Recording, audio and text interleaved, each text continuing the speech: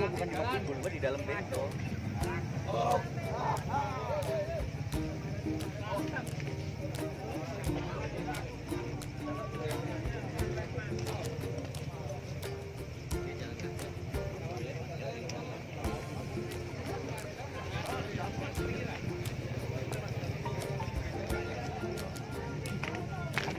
Bismillahirrahmanirrahim. Wa qul ja'al haqqu wa zahaqal batil innal batila kana zahuqa. Yang saya hormati anak-anak muda harapan bangsa yang berani bela kebenaran dan keadilan, berhadapan dengan saya. Takbir.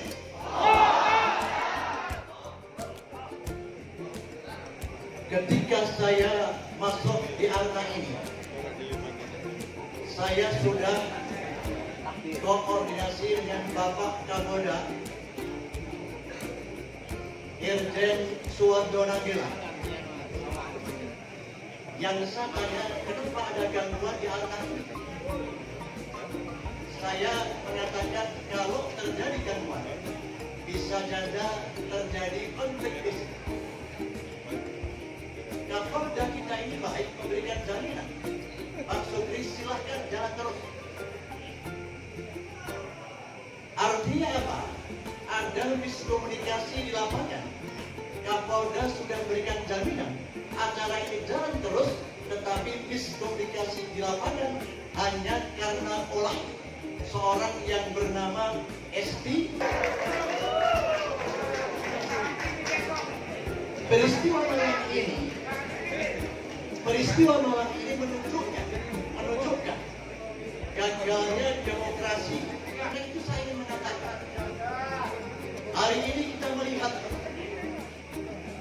betapa kondisi kehidupan bangsa saat ini sangat dikhianati oleh para elit politik bangsa ini. Apakah itu eksekutif yang dipimpin, apakah itu juga legislatif, semuanya berkhianat kepada rakyat yang kita cintai. Betul? Apa buktinya? Bukti yang pertama adalah kemerdekaan bangsa yang diraih oleh rakyat dan bangsa ini dengan darah, dengan air mata dan jiwa raga para saudara dulu saat ini sudah tergadaikan oleh Asik dan Asik yang dipimpin oleh Presiden Jokowi saat ini. Betul?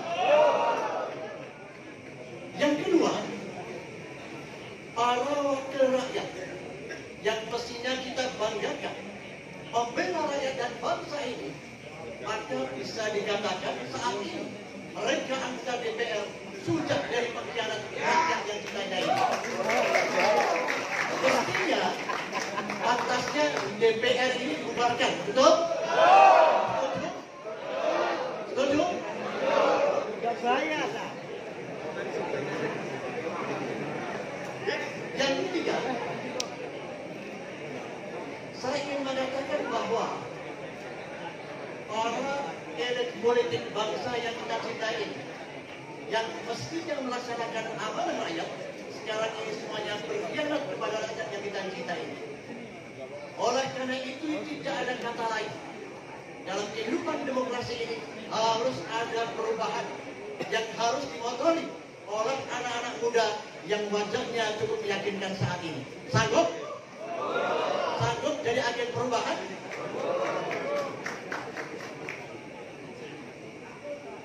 Dan yang keempat, dalam pemilu yang akan datang, kita sepakat bagaimana memilih sosok pemimpin yang jujur, yang pintar, yang amanah, yang tidak menggadaikan aset bangsa ini kepada asing.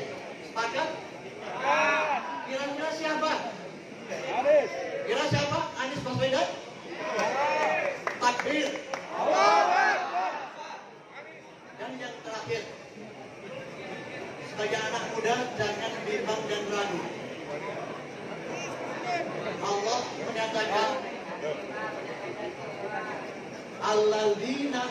amanu wa hajaru wa jahadu fi sabilillah bi amwalihim wa anfusihim afdalu darajatan indallah wa ulaika humul faizun.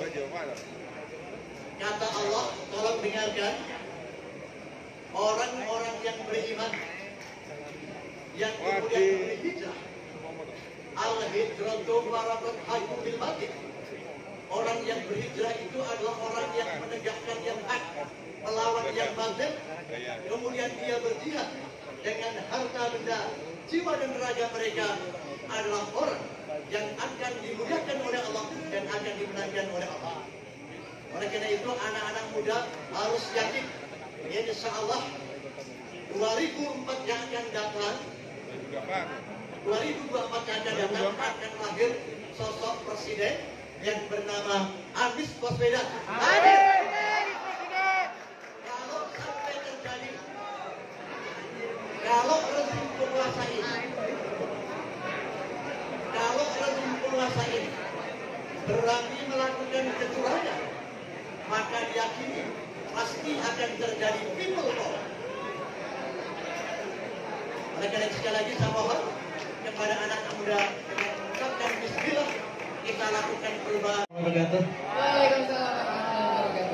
Baik Ibu Bapak, perkenalkan nama saya Junaidi. Saya pendidik di Joyganda sejak tahun 2000 sampai sekarang di beberapa kampus. Saya mewakili mahasiswanya. Saya tadi harapannya memang Rocky Gerung hadir.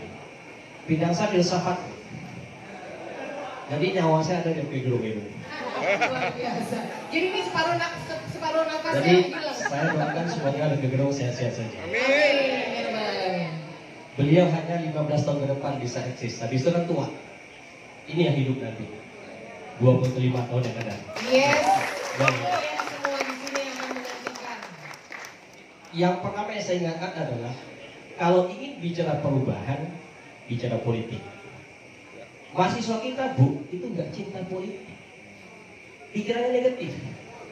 Satu. Kalau enggak, siapa yang berkuasa, dia buat kebijakan. Habis sampai. Maka mulai detik ini, anak didik kita harus melek pada politik. Nabi berpolitik, khalifah berpolitik, maka cintai politik yang etik dan estetik. Satu. Yang akan datang dan kawan-kawan muda satu yang tadi di depan sama sekali nggak bisa masuk, jadi ada Bang Saud juga ada. Nah, karena itu kami berpikir ada tidak terjadi apa-apa dan saya kira Pak Kapolres juga sudah negosiasi dan sampai hari ini kan sampai malam ini juga belum ada keputusan dan sudah makin jauh malam ya Bung ya. Jadi saya kira itu yang bisa kami sampaikan. Nanti kita akan schedule lagi waktu berikutnya dan mudah-mudahan lagi tidak seperti ini, dihalangi kita berbicara terbuka, dihalangi kita berbicara lebih merdeka berbicara, dan ya mudah-mudahan Yogyakarta bisa jauh lebih baik lah ya. Saya kira itu juga ya. Oke, mungkin satu lagi teman-teman penasaran nggak tentang follow up-nya gimana kasus Bang Rocky ya, gara-gara nyebut Bahingan dan Bolong itu loh Bang. Itu jadi gimana? Ini proses atau ditolak atau seperti apa? Oh iya, jadi kasus itu kan sesungguhnya kan kasusnya itu kan jadi kasusnya kan ini laporan ke Mental bangsa. Iya. Memang bangsa itu tidak punya mental. Emang nggak punya Pak? Eko nggak punya? Menurut Eko nggak punya? Nggak punya. Oke. Ini data statistik. Nah, di Bantul itu. Data statistik loh. Di Bantul itu anak-anak remaja yang baru lulus ataupun masih sekolah. Iya. Itu 100 anak remaja itu sekarang baru mendaftar untuk perizinan menikah. Ini 100. Oh iya. untuk perizinan menikah ini belum data di kota-kota lainnya. Perlukan itu ada mental. Nah, itu seperti itu. Oke. Mentalnya di mana kan? Bentar, pernikahan dini itu ada dua gitu kan. Mau yang syariah atau yang non syariah apa Kan salahnya? permintaannya resmi, Pak. permintaan resmi ke Kementerian Agama ada permintaan itu baru didata di Kabupaten Bantul, belum yang lainnya. Terus ini dari mahasiswa tadi, kalau memang pertanyaan tadi adalah mahasiswa boleh berpolitik kan atau tidak. Sekarang kita lihat sekarang ini di medsos ataupun di berita, kalau kita dibilang nggak boleh politik, masyarakat berpolitik aja nggak boleh loh. Baru ngomong dari takut. Sekarang kan enggak kan? Nah, ini sekarang di sini nanti di luar nggak tahu.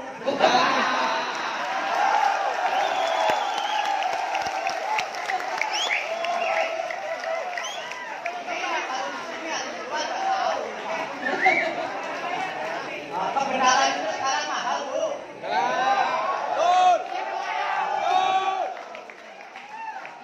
Yang murah rokok itu murah. Enteng.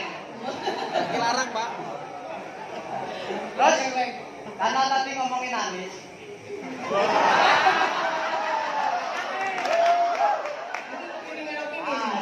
Dengan opini, anak-anak muda kan sekarang adalah generasi penerus. Nah, kalau saya kan cuma nunggu mati, Waduh, jangan gitu dong, Pak. Kalau anak-anak muda dikirim suruh pilih Anies, apa sih yang akan didapat jika pilih Anies? Apa yang didapat jika pilih Anies? Karena banyak kandidat lain juga menyampaikan saya itu lebih hebat, saya lebih pintar, dan saya lebih merakyat, dan saya terjun. Terjun kemana nggak tahu.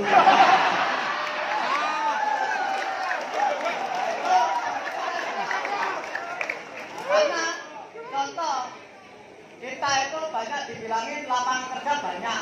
Ya lapangan banyak, suruh marin itu di lapangan. Lapangan banyak kerjanya. Banyak, kerjanya nggak ada yang gaji. Ini ada pertanyaan singkat dari kita orang-orang yang tersingkirkan. Karena ditanya lagi masih banyak. Karena saya mengalami beberapa kejadian. Kita suruh berkata benar, kita suruh berkata kritis, atau kita suruh untuk berpikiran pintar. Tapi di saat orang pintar untuk maju diterjunkan atau diinjak agar tidak bisa maju. Dan banyak itu kejadian. Mahasiswa yang pintar mungkin akan diinjak oleh yang punya jabatan ataupun jabatan. Oke, baik. Terima kasih. Saya hanya untuk anak-anak muda support bahwa kita harus berubah karena sekarang generasi kita itu lebih penting TikTok daripada Al-Qur'annya. Ditanya aja berapa hafalan, kalau ditanya TikTok, film Korea ataupun artis lebih apa? Mungkin seperti itu. Baik. Waalaikumsalam. Mau minum?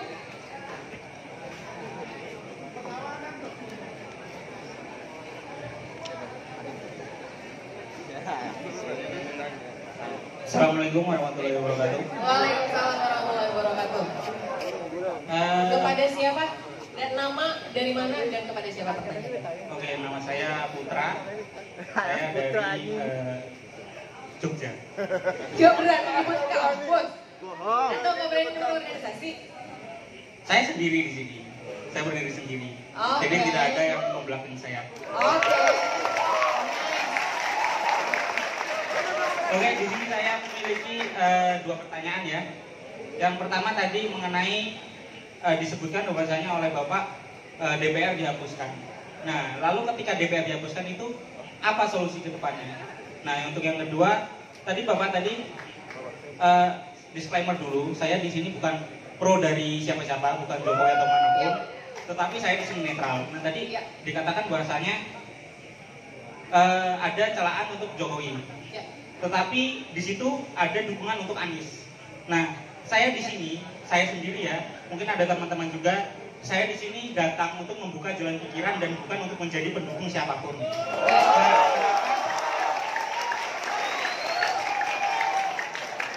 kenapa tiba-tiba di sini ada arahan untuk mendukung dari salah satu paslon, sedangkan saya di sini untuk datang ke sini untuk membuka jalan pikiran, bukan untuk mencela Jokowi ataupun mendukung salah satu paslon. saya harapkan mungkin bisa untuk netral dan tidak mendukung paslon agar untuk masalah dukungan itu kan ada yang namanya luber jurdil, ada yang namanya rahasia dan segala macam, tanpa adanya giringan untuk mendukung salah satu. Jadi itu bagaimana menurut teman-teman dan juga menurut Jangan teman-teman kebanyakan untuk pembicara aja. Oke, tadi siapa tadi namanya Mas? Putra. Putra ya, oke, Mas Putra. Kesejahteraannya bagi kita semua. Semoga kita semua berada di bawah perlindungan Tuhan Yang Maha Esa. Amin ya rabbal alamin. Di sini nama saya Mumtaz Farid Ahmad. Saya sekarang berdomisili di Yogyakarta, tapi asal saya dari Purworejo. Di sini mungkin pertanyaan saya tidak senyelekit Masnya ya. Ya mungkin ya. Saya tidak tahu. Enggak. Tapi ya, terima kasih. Mungkin pertanyaan saya pertama dua. Yang pertama, jikalau kita memahami pengertian bonus demografi sendiri adalah suatu keadaan di mana suatu bangsa memiliki jumlah produktivitas penduduk yang lebih tinggi daripada jumlah penduduk yang tidak produktif. Betul nggih? Oke. Jadi jikalau kita membahas bonus demografi dan pembangunan mental bangsa, yang dimana sekarang ini kita sebagai pemuda, saya sendiri ya, FBI saya sekarang Juli ini berumur 17 tahun. Jadi mungkin saya lebih muda dari mas-masnya, dari bapaknya, bapak-bapak dan ibu-ibu mungkin ya. Di sini saya minta izin, saya termasuk kaum muda yang nantinya insya Allah akan disiapkan ya. Bonus demografi kan ini bisa saya asumsikan sebagai sebuah rencana di masa depan. Nah, saya dan teman-teman saya sebagai pemuda mungkin perlu disiapkan di mana sekarang kita memiliki dua masalah teman-teman semua. Pertama krisis identitas, yang kedua krisis ideologi. Oke, yang pertama, jikalau kita membahas tentang krisis identitas, di mana sekarang masyarakat itu tidak melihat politik sebagai hal yang penting, tapi lebih melihat sebagai gimana caranya saya menjadi FYP di TikTok dan bagaimana saya bisa muncul di beranda-beranda teman-teman saya. Dan menurut saya itu adalah pola pikir yang salah. Itu pertama. Terus yang kedua, krisis ideologi, di mana sekarang masyarakat berpikir bahwa oh, saya hidup mengalir saja seperti air. Saya hidup mengikuti zaman saja. Tidak ada tujuan, tidak ada target yang ingin dicapai. Nah mungkin itu pertanyaannya. Dan yang selanjutnya, bagaimana dan apa peran politik untuk membangun pembangunan mental bangsa dan bonus demografi di masa depan? Karena seperti yang kita lihat, bahwa politik yang kita lihat, bahwa tadi ya, bahkan politik yang tidak sehat begitu. Dan apa sebenarnya peran politik untuk membangun bonus demografi di masa depan? Mungkin itu, terima kasih. Nun wal kalami wa maisturun. Wassalamualaikum warahmatullahi wabarakatuh. Melihat bahwa punya situasinya, punya zamannya sendiri. Lalu dia melihat ada krisis identitas, kemudian krisis ideologi ya. Saya hanya perlu menyampaikan seperti ini ya. Jadi di kawan-kawan muda sebenarnya itu kan ideologi itu kan sudah nyaris tidak terlalu banyak diperdebatkan ya. Mau dia kiri, mau dia kanan, mau dia liberal, mau dia itu nyaris semua adik-adik itu kan sudah tidak terlalu banyak melihat ke sana. Jadi ini juga yang menjadi soal. Kemudian kemudian disitir, kemudian mengatakan ini, kemudian tidak ada identitas. Ya karena Anda sangat hati-hati berpihak, ya identitinya tidak kelihatan. Kan orang yang kemudian tidak menjelaskan ideologinya apa itu kan identitasnya tidak kelihatan kan. Meskipun identitas yang lain itu kan banyak, ada banyak sekali identitas. Kan banyak kita dapatin sekarang ini, ada politik identitas, kalau macam. Meskipun identitas itu kan semua jelas nih, perempuan, laki, itu identitas semua tuh. Agamanya jelas, kemudian kampungnya kan semua identitas semua tuh. ID card yang kita ada di DPT itu ID itu kan namanya ID card gitu. Mahasiswa itu kan student ID card kan namanya. Jadi identity itu kan pasti jelas. Tapi kan tentu bukan itu poinnya ya. Poinnya itu adalah identity mau kemana nih? Identity nationality kan? Atau identity kebangsaan kan? Atau identity lokal culture kita kan yang mau diperjelas, mau diperbesar? Kan tentu kalian sudah, kawan-kawan muda ini kan sudah YouTube, sudah bisa ngobrol sama teman-teman dimanapun. Di Amerika, dimanapun di dunia ini kan semua sudah nyambung kan. Jadi saya kira memang lebih banyak ke depan ini adalah Anda melihat tentu di mana Anda mau berpihak nih. Yang tadi itu kira-kira Anda mau berpihak kemana tuh? Yang kayak tadi itu kayak gimana tuh? Saya melihatnya bahwa dalam situasi seperti tadi itu, saya juga nggak tahu nih, saya nggak melihat ada sesuatu yang muncul dari kawan-kawan muda gitu ya. Apakah ini Anda tidak berpihak? Ya repot juga gitu. Karena berpihak tentu ketika Anda mengetahui problemnya apa. Gitu. Nah sekarang ini, kalau Anda tidak melihat problem di republik kita ini, tempat kita semua tinggal ini itu, ya pasti kawan-kawanmu tidak bisa berpihak. Anda mungkin pasti berpikir, ya itu urusan lu, bukan urusan gua. Gitu. Nah ini yang jadi soal nih, itu kenapa kami, ini bapak-bapak, ibu-ibu semua, teman-teman di SKI itu perlu menyampaikan ini. Misalnya, yang menentukan cabai yang ibu-ibu, ayah kalian beli di pasar itu ditentukan politisi. Semua ditentukan politik. Nggak ada yang ditentukan politik. SPP juga ya Bang ya? SPP ditentukan politik. Kampus itu, Anda di kampus itu sangat ditentukan sama politisi. Karena kenapa? Kalau menteri kemudian melarang rektornya, seperti kami kemarin datang ke Unair itu, 30 menit sebelum kami datang, itu digembok. Kemudian mahasiswanya datang, Rocky sebentar cuma ngobrol. Anda tahu kan sebabnya kenapa saya nggak bisa ngomong? Karena digembok. Itu ada nasi kota di depan adik-adik itu. Tapi tahu nggak apa yang terjadi? Ini agak berbeda nih. Saya tidak pengen menjelaskan apa bedanya angkatan saya dengan angkatan adik-adik semua ya. Tapi saya mungkin perlu menyampaikan bahwa saya nggak melihat memang wajah itu kayak pengen ini nggak benar di bangku, nggak ini aja. Saya juga agak heran nih. What's going on? Gitu. Nah karena itu, kalau di zaman saya, ini apa ya, boleh cerita sedikit di zaman saya, itu udah nggak keluar dong. Nggak akan keluar dari kampus karena kampus itu tentu milik rakyat. Karena kampus itu biayanya itu kan Anda yang bayar SPP itu. Benar nggak tuh? Anda yang bayar SPP, orang tua yang bayar SPP. Lalu kemudian kalau kampus tidak ada mahasiswanya, masih bisa disebut kampus itu kalau ada mahasiswanya. Itu berarti Anda yang bayar, gitu. Nah kemudian yang kedua, kampus itu kan kalau tidak ada apa namanya diskusi, tidak ada ujian di situ, terus gimana tuh? Mestinya kan semua politisi, semua orang yang menentukan hajat hidup bangsa kita ini, rakyat kita ini tuh harusnya diuji di kampus dong. Kan kampus katanya tempat orang pinter. Anda semua, saya kira semua orang pinter yang membaca, lihat YouTube setiap saat, membaca buku semua dari e-book segala macam itu, ya tempatnya Anda menguji orang-orang itu di kampus. Panggil mereka capres-capres itu. Kira-kira Anda mau ngapain nanti ke depannya? Anda mau bayar saya masih gratis gak ini nanti pendidikan gua? Kan bisa Anda tanya kalau gitu. Tapi kalau Anda nggak berpihak, terus Anda berpihak terus itu ibu sama bapak kalian itu nyari duit itu, what's going on? Saya kemudian ngomong di Twitter saja.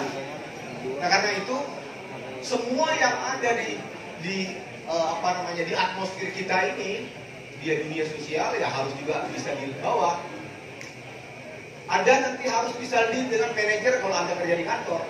Anda harus bisa deal dengan dosen kalau dosennya biasanya dia kalau di bahasa di kampus dia saya killer gitu ya. Kita harus bisa deal dengan itu.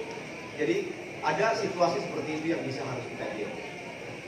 Saya kira itu dulu untuk sementara Bu, Bapak ya. Oke, makasih Bang Berwan. Jadi kita ngobrol-ngobrol lah ya. Ada salad, ada pisang, segala macam. Adik-adik sudah ngopi juga. Ini sebenarnya kita mau ngobrol soal bonus demografi dan pembangunan mental bangsa. Jadi adik-adik muda sekalian, ini poinnya sebenarnya adalah kalau di data kita itu kita melihat kalau selenial itu digabung sama milenial itu kan rata-rata kalau melihat sensus tahun 2022 itu rasanya selenial sama milenial itu kira-kira totalnya itu ada 57-56% tuh. Jadi kalau kita lihat per generasi itu, jadi ada generasi silent yang kira kakek saya lah. Generasi silent itu mungkin probably mereka tinggal 5%. Lalu di bawahnya kemudian ada generasi baby boomers. Baby boomers itu mungkin sekitar 11%. Kemudian di bawah baby boomers itu ada generasi X.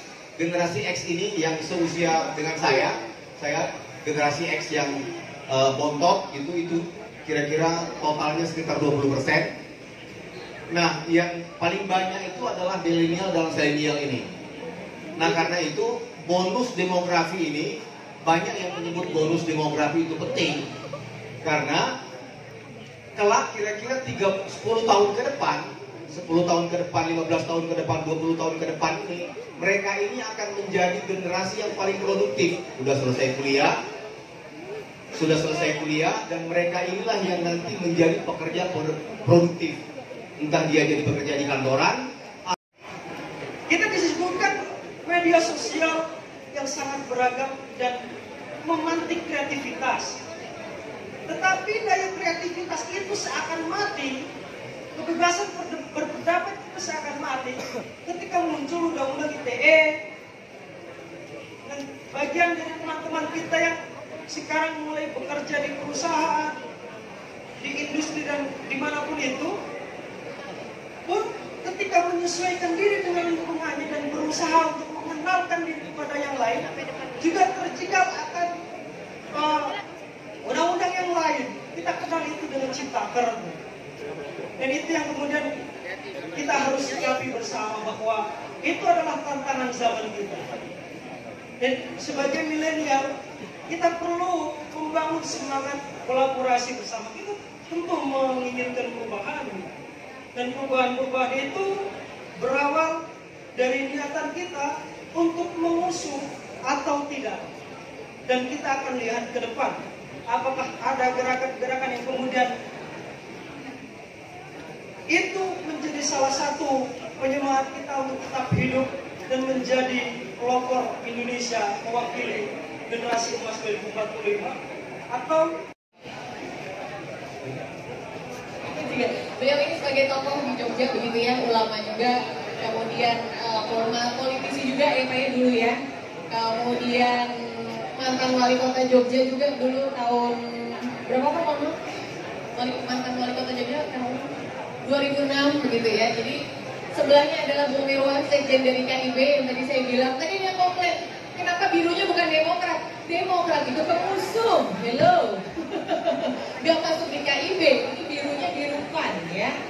Kemudian ada Randy, ini presiden dari BEM OAD, dan yang paling ujung ada Prof. Heru dari UMY. Bidang apa Prof? Manajemen. Oke baik, kita beri aplaus untuk pembicara malam hari ini. Baik, tema kita sesuai yang ada di depan ya, bonus demografi dan pembangunan mental bangsa.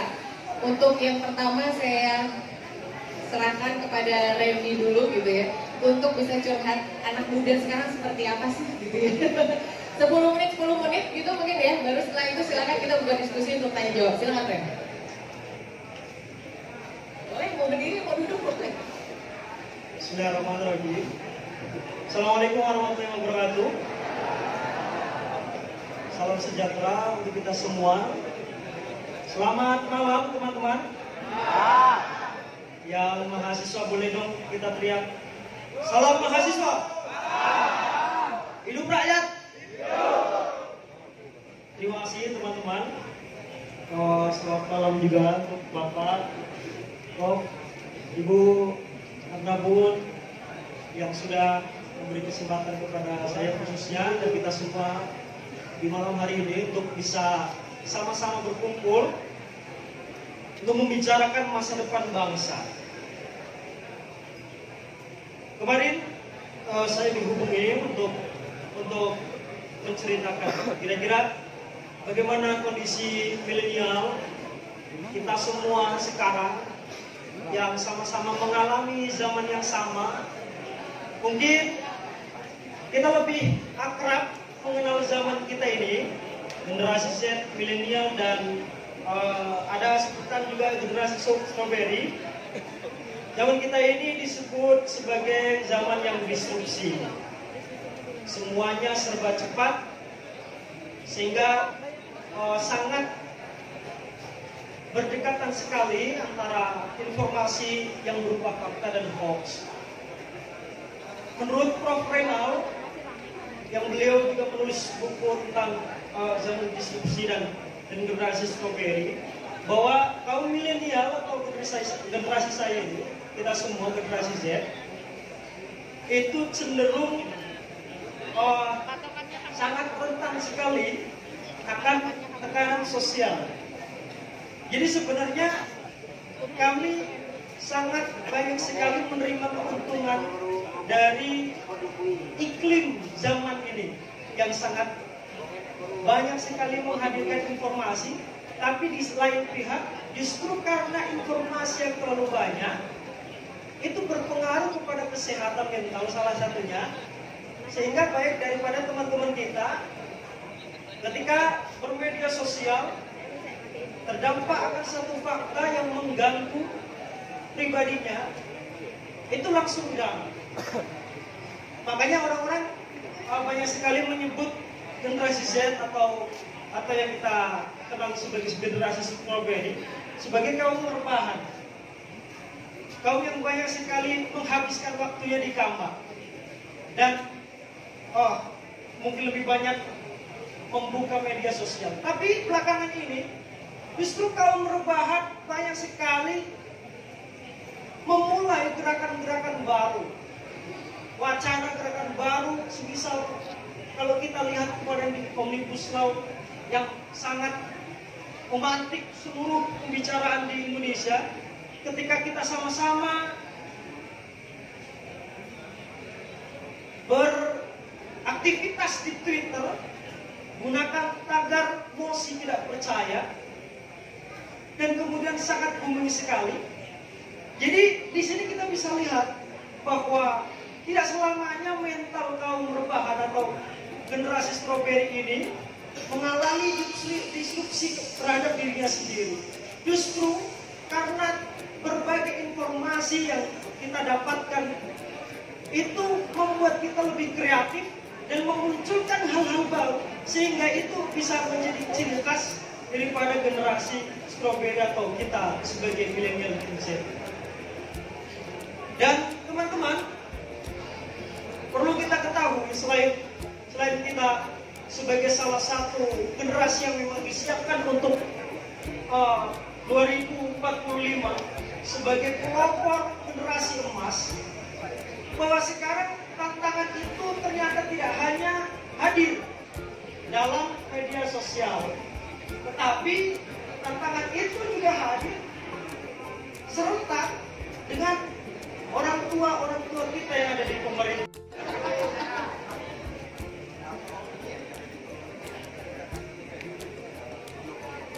Ya, video call. Boleh, video call.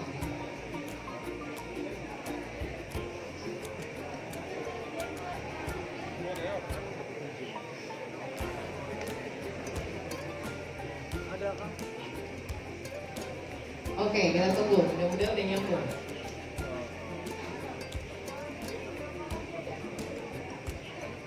Udah nyambung.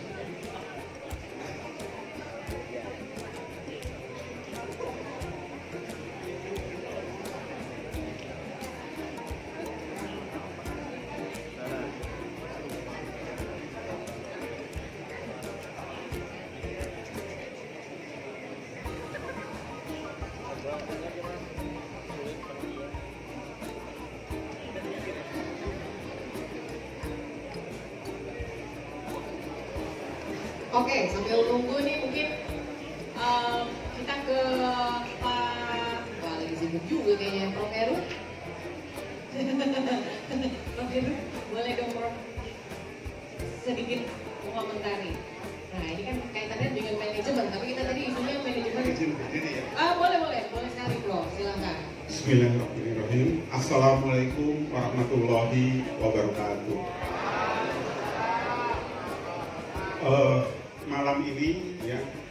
Malam ini sebetulnya aktor perubahan itu ada pada setiap kita, ya. Jadi alhamdulillah hal yang luar biasa pada malam hari ini adalah perubahan adalah sebuah keniscayaan. Perubahan adalah keniscayaan. Nah, sekarang tantangannya adalah bagaimana kemudian kita hadir itu menjadi solusi. Karena perubahan itu akan banyak hal yang bisa dilakukan. Tapi kehadiran teman-teman di sini, ya saudara-saudara sekalian, itu adalah sebagai aktor-aktor yang membawa solusi, ya, membawa solusi. Nah, jadi hal yang penting adalah Oke, sudah terhubung dengan Bung Rocky. Selamat malam Bung Rocky, tangan dulu. Bung Rocky. Wah, ini adik-adik pengen dengar ceritanya Bung Rocky nih. Coba suaranya. Tapi ada minat yang besar untuk bicara soal bangsa karena politis. Ya mungkin kita tidak pernah duga, tapi pikiran itu. Dan saya senang karena teman-teman tetap percaya bahwa Indonesia bisa ditemukan kembali karena sekarang lagi hilang Indonesia itu. Hilang oleh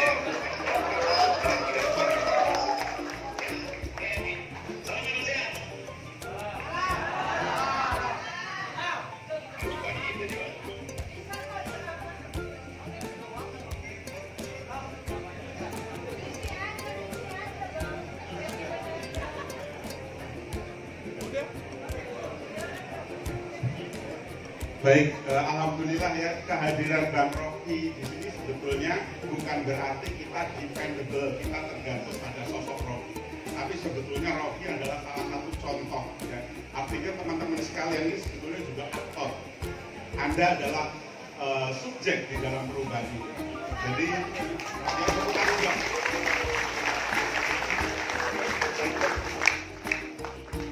alhamdulillah ketika kita